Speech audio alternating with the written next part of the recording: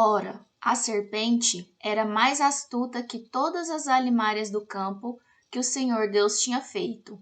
E esta disse à mulher: É assim que Deus disse: Não comereis de toda a árvore do jardim?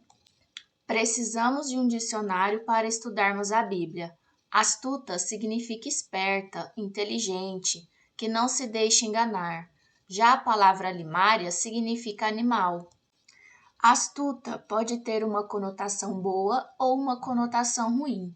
Depende da situação. A palavra arum, que foi traduzida nesse trecho como astuta, também é empregada no sentido favorável de ser prudente em outras partes da Bíblia. Veja exemplos dos dois aspectos. Astúcia ou esperteza no sentido ruim. Ele frustra os planos dos astutos para que fracassem as mãos deles. Jó 5:12. Exemplo da palavra empregada no bom sentido. O prudente antevê o perigo e toma precauções. O ingênuo avança às cegas e sofre as consequências. Provérbios 22:3. Nós estamos no começo do estudo da Bíblia. Então, é bom deixar claro que a Bíblia não foi escrita originalmente em português. O que temos é uma tradução de outras línguas. Por isso, é bom entender como cada palavra foi traduzida para o português. Nesse momento da narrativa, o pecado ainda não havia entrado no mundo. Portanto, ao dizer que a serpente era astuta, isso quer dizer que ela era esperta, inteligente e prudente, pois Deus, ao criar o mundo, viu que tudo era muito bom. Lembra?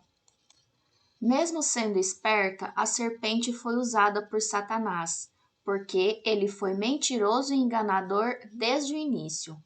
Isto não é de admirar, pois o próprio Satanás se disfarça de anjo de luz, segundo Coríntios 11:14. A serpente foi um instrumento, mas o real agente do engano foi o diabo. Veja, o grande dragão foi lançado fora. Ele é a antiga serpente, chamada Diabo ou Satanás, que engana o mundo todo. Ele e os seus anjos foram lançados à terra. Apocalipse 12:9. No último livro da Bíblia que vamos estudar, que é Apocalipse, vamos entender que, após a rebelião de Satanás no céu, ele foi expulso de lá e veio para a terra. E disse a mulher à serpente: Do fruto das árvores do jardim comeremos, mas do fruto da árvore que está no meio do jardim, disse Deus: Não comereis dele, nem nele tocareis, para que não morrais.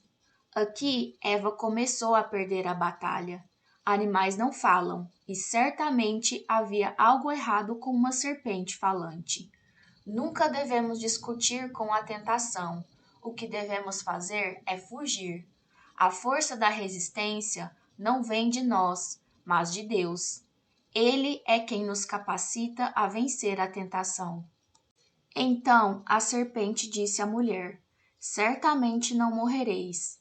Aqui vemos a ação de Satanás ao possuir o corpo da serpente. Cada pessoa deve vigiar constantemente para manter sempre a mente sob controle.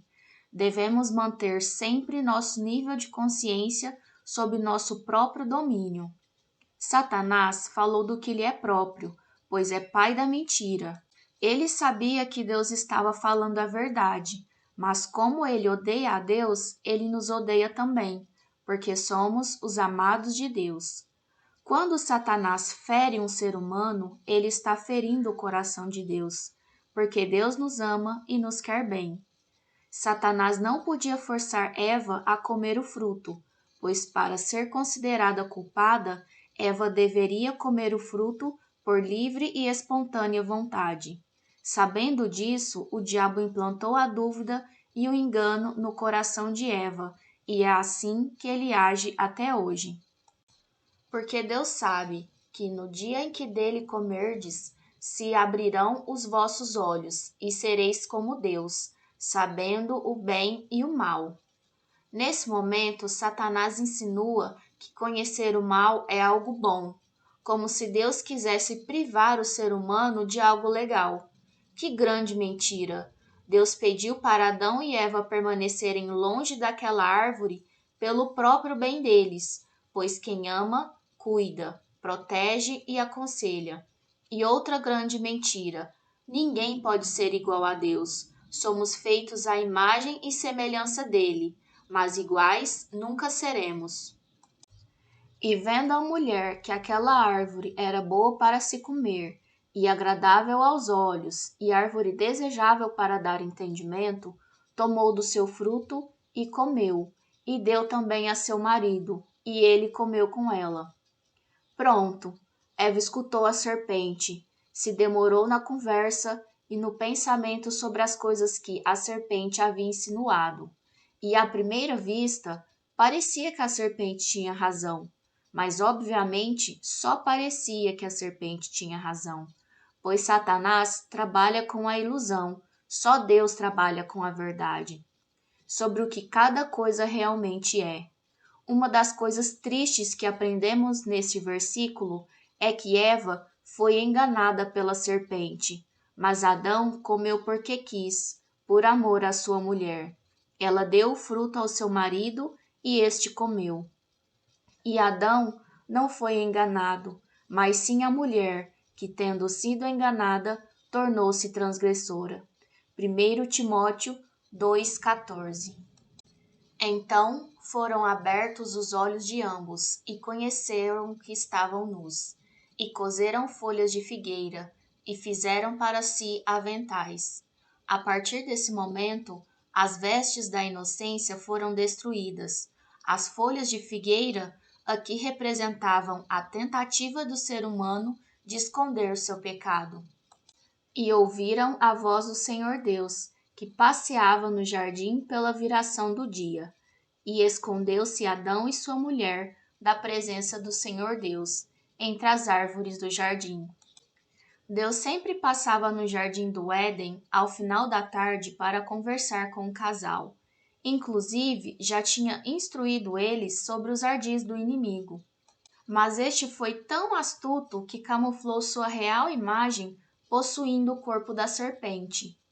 Eles se esconderam por culpa e vergonha, por terem desobedecido a sua ordem. O pecado separa o homem de Deus.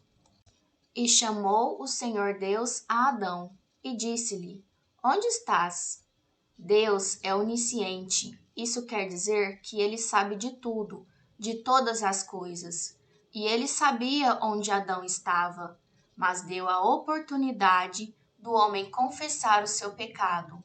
É como se Deus estivesse dizendo: Adão, não se esconda, venha até mim. Até hoje, Deus nos faz esse mesmo convite. E ele disse: Ouvi a tua voz soar no jardim e temi, porque estava nu e escondi-me.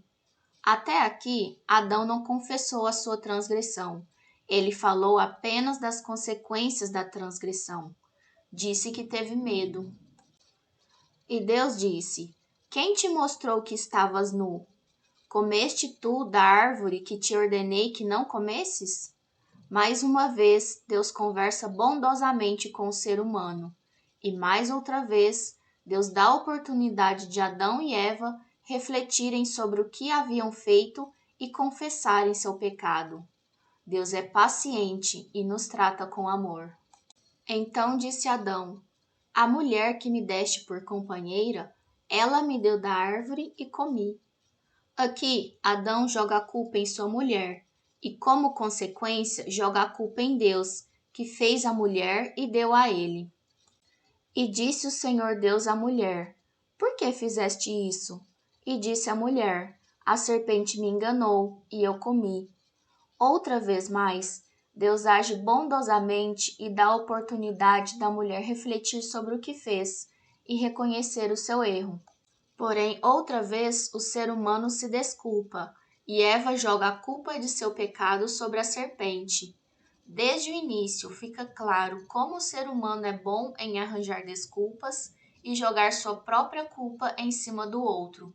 O primeiro passo para o perdão é o reconhecimento do pecado. Esse ensinamento vale para nós no dia a dia. Jogar a culpa no outro não faz de nós menos culpados.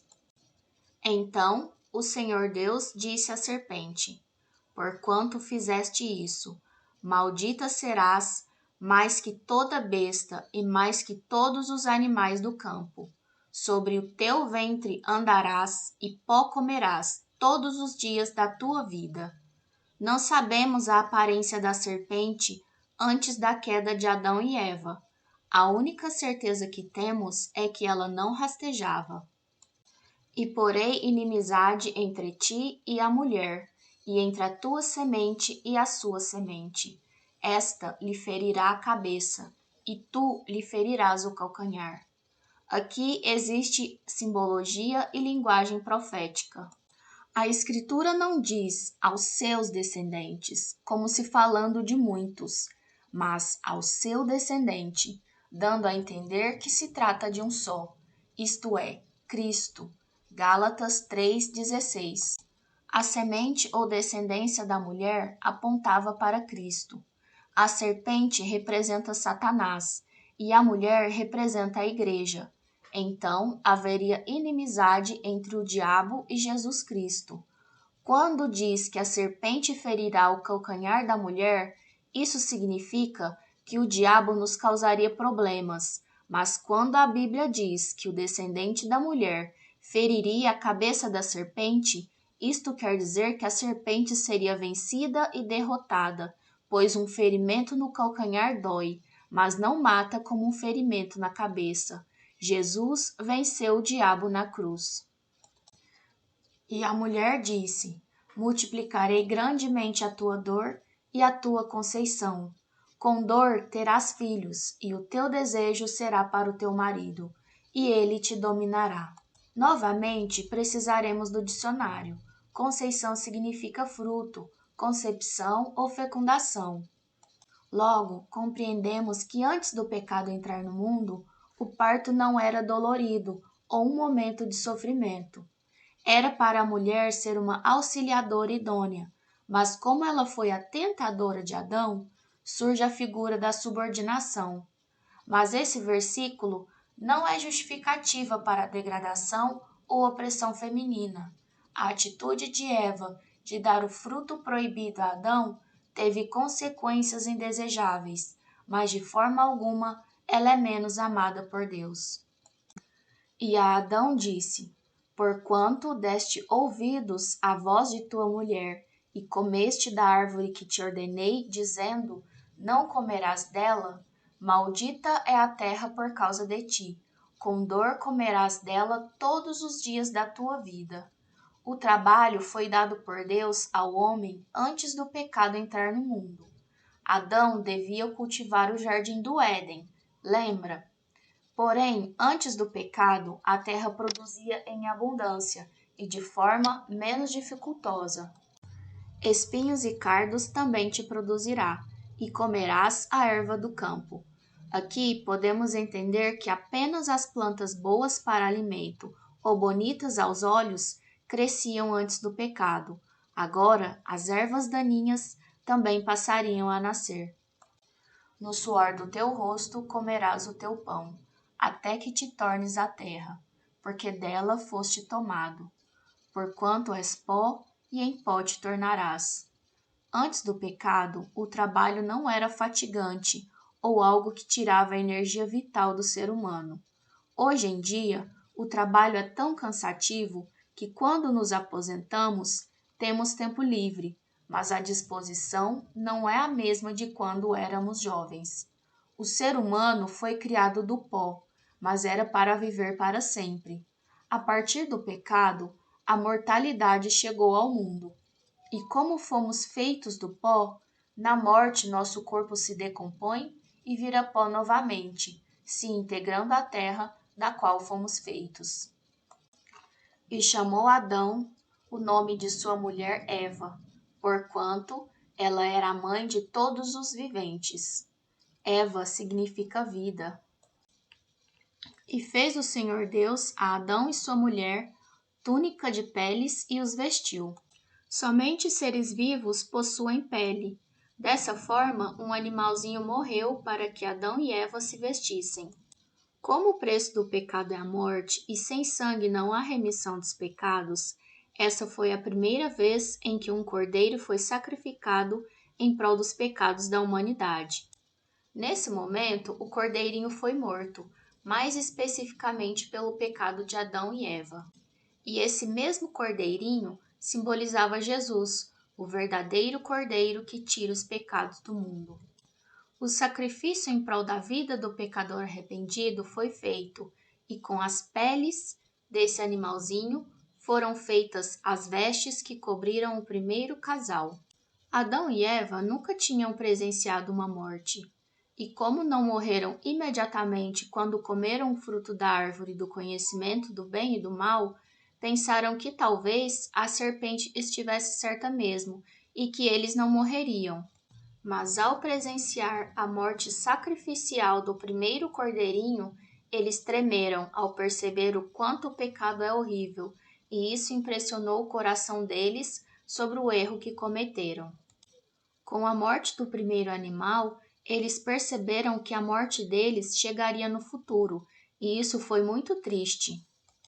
Mesmo Adão e Eva tendo duvidado da palavra de Deus, ele demonstrou seu amor com perdão e ainda fez roupas para o ser humano caído aguentar o clima frio após a queda. O ser humano fez roupinhas de folhas, que seriam insuficientes para protegê-lo. Deus, em seu amor, fez roupas úteis e necessárias. O ser humano não as merecia, mas precisaria muito delas. Sobre o primeiro sacrifício de um cordeiro, isso foi necessário, pois Deus disse que comer do fruto proibido traria morte ao transgressor. Isso era um fato. O ser humano sabia das consequências. Para que o ser humano não morresse, Jesus tomou a nossa penalidade de morte e nos deu a vida, a qual ele tinha direito. Foi uma troca. Ele morreu nossa morte para que possamos viver a vida que ele nos concedeu. Por isso, o cordeirinho inocente, simbolicamente, também tomava a culpa de quem pecava e morria a morte que era devida ao pecador. Então, disse o Senhor Deus: Eis que o homem é como um de nós, sabendo o bem e o mal. Ora, pois, para que não estenda a sua mão, e tome também da árvore da vida, e coma, e viva eternamente, o Senhor Deus, pois, o lançou fora do jardim do Éden, para lavrar a terra de que fora tomado.